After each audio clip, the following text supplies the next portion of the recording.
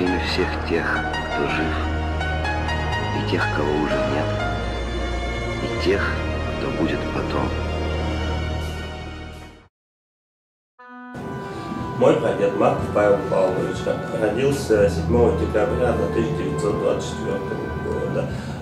Когда началась война, ему было неполных 17 лет. Он, прибавив себе возраст, пришел в военкомат. Оттуда и был направлен на север Кавказский фронт, где прошел короткую военную подготовку, после чего стал морским пехотинцем Черноморского флота. В начале 1943 года Новороссийск был оккупирован немецкими и румынскими войсками. В феврале 1943 года в жестком бою десант солдат и моряков отбил 30 квадратных километров земли. Этот клочок они обороняли 225 дней, после чего его прозвали «Малая земля».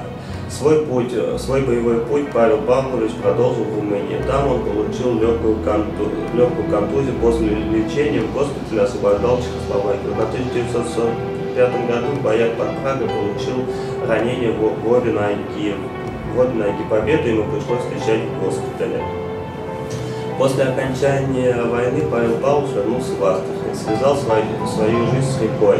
Он работал механиком на нефтеперевозочной барже, перевозил нефть по реке, после чего в дальнейшем переехал в Кмызяк, где познакомился с хрупкой девушкой Антониной, медсестрой с районной больницы. Последние годы жизни возглавлял общество ветеранов Великой Отечественной войны, часто приходил в школу и рассказывал детям о тягостях военного времени. У Павла Павловича 2 боевые медали за оборону Кавказа, за победу над Германией в Великой Отечественной войне, много юбилейных медалей, орден Отечественной войны, 20 лет победы в Великой Отечественной войне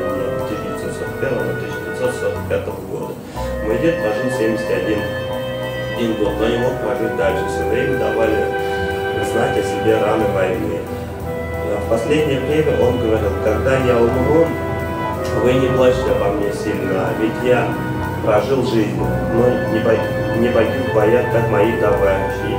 А я жил, работал, воспитал детей, вырастил внуков и дожил до правнуков.